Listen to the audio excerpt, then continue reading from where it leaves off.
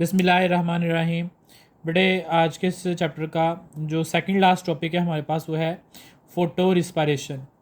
जैसे कि नाम से ज़ाहिर है कि रिस्पायरेशन कोई एक्टिविटी है, रिस्पायरेटरी एक्टिविटी है और लाइट की प्रेजेंस में ये एक्टिविटी होगी, उसे फ़ोटो रिस्पायरेशन कहते हैं। प्रीवियस लेक्चर्स के अंदर हम लोग रिबिस्को एंजाइम्स के बारे में जो है वो पढ़ चुके हैं कि रिबिस्को एंजाइम का क्या फंक्शन था। बेटा रिबिस्को एक ऐसा एंजाइम था जो कैल्विन साइकिल के अंदर हेल्प करता है हमें कार्बन डाइऑक्साइड को बाइंड करने के अंदर। अब ये कार्बन डाइऑक्साइड को बाइंड करने वाली एक प्रोटीन है। याद रखिएगा दुनिया में पाई जाने वाली जितनी भी प्रोटीन्स हैं उनमें जो सबसे ज़्यादा पाई जाने वाली प्रोटीन है वो रिबिस्को ही है। इसका ड्यूअल फंक्शन है इस रिबिस्को का। ये क्या फंक्शन करती है ज़रा देखिएगा। रिबिस्को बेटे ऑक्सीजनेज के तौर पर भी काम करती है और एज अ कार्बोक्सिलेज के तौर पर भी काम करती है। कार्बोक्सिलेज के तौर पर ये उस वक्त काम करेगी जब ये कैल्विन साइकिल के अंदर यूज्ड होगा। किसमें? कैल्विन साइकिल में। और कैल्विन साइकिल के अंदर ये क्या करती है कि कार्बन डाइऑक्साइड को लेती है, उसको फिक्स करती है और ग्लूकोज की फार्मेशन करती है। ये तो इसका हो गया फंक्शन जिसको हम लोग पहले भी जानते हैं और पढ़ चुके हैं। लेकिन सम टाइम जो रिबिस्को है ना ये ऑक्सीजन को भी फिक्स करना शुरू कर देती है। ये ऑक्सीजन को फिक्स ही क्यों करती है, क्वेश्चन ये है यहाँ पे। ये तो स्टोरी हमने पहले पढ़ ली कार्बोक्सिलेज वाली। अब रिबिस्को ऑक्सीजन को क्यों फिक्स करती है इसको ज़रा देखते हैं। तो बेटे यहाँ पे बात मेरी पहले गौर सुनिएगा, फिर हम लोग इस प्रोसेस की तरफ चलते हैं कि क्या है।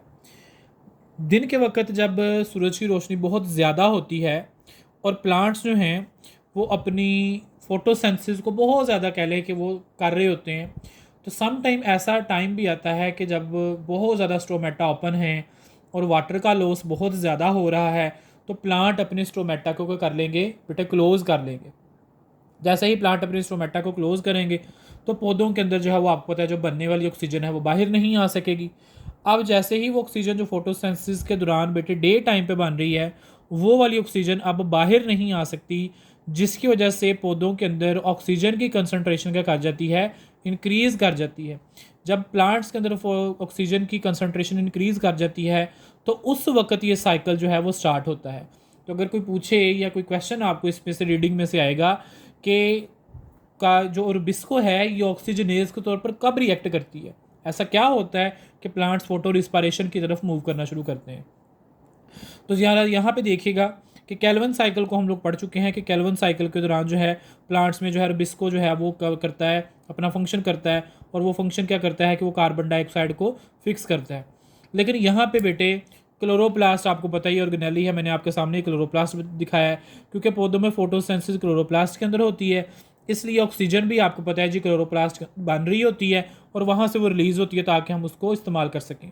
अब ये ऑक्सीजन की कंसनट्रेशन मैंने अभी आपको बताया है कि पौधों के अंदर इंक्रीज़ कर जाती है कंसनट्रेशन, और इसकी जैसे ही इंक्रीज़ होती है तो यहाँ पर रिबिस्को इसको बाइंड करना शुरू कर देती है। रिबिस्को इस ऑक्सीजन को लेती है और कन्वर्ट करना शुरू कर देती है बेटा 2-फास्फोग्लिसरेट को कन्वर्ट करती है फिर यहाँ पे ग्लाइकोलेट के अंदर। याद रखिएगा रिबिस्को जो है वो क्या करती है, ऑक्सीजन को बाइंड करती है और कन्वर्ट करती है पहले 2-फास्फोग्लिसरेट के अंदर और फिर बेटा ये आगे मूव कर जाती है ग्लाइकोलेट के अंदर। जैसे ही ये ग्लाइकोलेट क्लोरोप्लास्ट के अंदर बनता है तो क्लोरोप्लास्ट बेटे डिफ्यूज़ करके बाहर निकल जाता है। जैसे कि आपको पता है यहाँ पे ज़रा देखिएगा, मैं ये प्लांट का एक सेल ड्रा कर रहा हूँ। तो प्लांट के सेल के अंदर आपको पता है जी इस तरीके से यहाँ क्लोरोप्लास्ट है, ये अगर आप कहें तो ये पीरोक्सिसोम्स हैं, प्लांट के अंदर पाई जाने वाली एक ऑर्गेनेली है ये भी। इसी तरीके से पौधों के अंदर हमें पता है माइटोकॉन्ड्रिया भी मौजूद है। तो अब ये फोटोसिंथेटिक एक्टिविटी सारी इस क्लोरोप्लास्ट के अंदर हो रही है।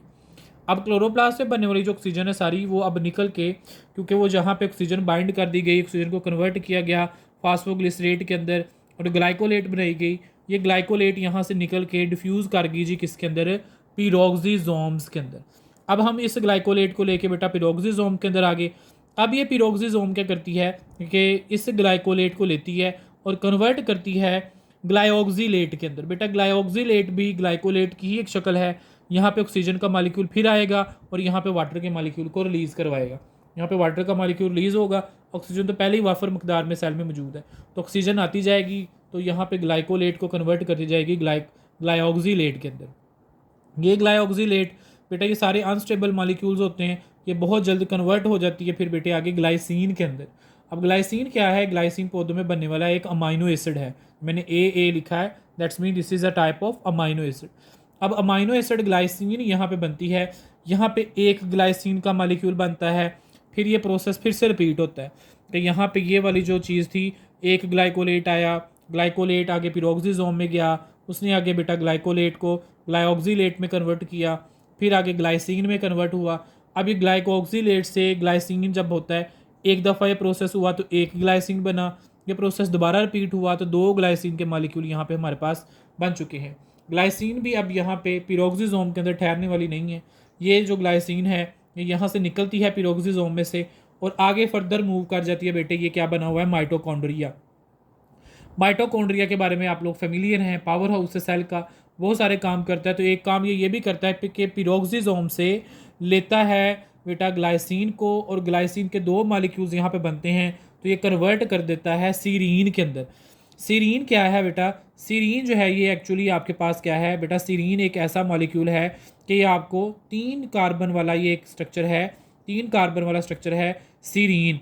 बेटा सीरीन क्या करती है, सीरीन देन फिर से बेटा डिफ्यूज़ होती है और क्लोरोप्लास्ट में जाके ये जो सीरीन है फिर नेक्स्ट आगे फिर कन्वर्ट की जाती है, जिसमें कह लो कि ये सीरीन को हम लोग यूज़ करते हैं। सीरीन भी एक अमाइनो एसिड की टाइप है। ऐसा नहीं है कि पौधों के अंदर अगर फोटो रिस्पायरेटरी एक्टिविटी होने लग गई तो पौधों के अंदर ग्लूकोज नहीं बनेगी, ऐसा नहीं है। ये पूरा प्रोसेस बेटा जैसे ही कंप्लीट होता है, थोड़ा सा बेटा टेम्परेचर भी कम होता है, प्लांट अपने स्टोमेटा को फिर से क्लोज जो है वो ओपन करते हैं, फोटोसिंथेटिक एक्टिविटी फिर से चलना शुरू होती है। साइकिल जिसमें ये अब बेटे सीरीन बन चुकी थी, ये जो सीरीन होती है एक्चुअली, ये जो आपके पास सीरीन बना हुआ है, ये सीरीन क्या करती है, ये सीरीन फिर से कन्वर्ट होती है आगे किसके अंदर बेटे, ग्लूकोज के अंदर। नाइट टाइम पे प्लांट इसी सीरीन को यूज़ करेंगे और फिर इसको जो है वो इस्तेमाल करेंगे और इससे आगे ग्लूकोज की फार्मेशन होगी। ऐसा नहीं है कि ये जो है हमारे पास 3 PG कह लो कि जिसमें ग्लिसरॉल्डिहाइड 3 फास्फेट नहीं बनेगा पौधों में, या आप लोग कह लो कि उनके अंदर जो है वो ग्लूकोज की फार्मेशन नहीं होगी, ऐसा नहीं है। ये साइकिल दिन के टाइम पे चलता है। प्लांट्स इस साइकिल को सिर्फ इसलिए यूज़ करते हैं क्योंकि उन्होंने हाई टेम्परेचर को कंपनसेट करना होता है, हाई टेम्परेचर से बचना होता है, इसलिए वो सारा प्रोसेस जो है वो करते हैं। कुछ इंटरमीडिएट्स कह लो कि आप लोग प्रोटीन्स बनाते हैं, अमाइनो एसिड्स बनते हैं, जो कि फिर फर्दर आगे जो है वो कह लो कि ग्लूकोज में कन्वर्ट हो जाते हैं। ये था बेटा टॉपिक आपके पास फोटो रिस्पायरेशन का। इसमें 3 ऑर्गेनेलिज शामिल हैं, क्लोरोप्लास्ट, पिरोक्सिसोम और माइटोकॉन्ड्रिया। क्लोरोप्लास्ट का काम ग्लाइकोलेट को बनाना है, क्लोरोप्लास्ट से वो ग्लाइकोलेट निकल के पिरोक्सिसोम में जाता है, पिरोक्सिसोम से बेटा वो कन्वर्ट होता है ग्लाइसिन में, ग्लाइसिन से वो सारा कन्वर्ट होकर आ जाता है माइटोकॉन्ड्रिया में। अब माइटोकॉन्ड्रिया में ग्लाइसिन जो है वो सीरीन के अंदर कन्वर्ट होता है और सीरीन जो है वो नेक्स्ट फिर आगे उधर उसको यूज़ कर लेते हैं। तो ये था बेटा फोटो रिस्पायरेशन। इससे अकॉर्डिंग जो MCQs हैं हमारे वो आपको नज़र आ रहे होंगे। ये MCQs नंबर 1, 2, उसके बाद बेटा 3, 4 और 5, बेटे 5 MCQs हैं। यहाँ तक आप लोगों ने ये MCQs का स्क्रीनशॉट आप ले लें, आपको आपकी स्क्रीन के ऊपर वाज़े नज़र आ रहे होंगे। इन MCQs को बेटे आप लोगों ने सॉल्व करना है और ये आपके असाइनमेंट का हिस्सा होंगे। मिलते हैं बेटे नेक्स्ट लेक्चर के अंदर। अल्लाह हाफिज़।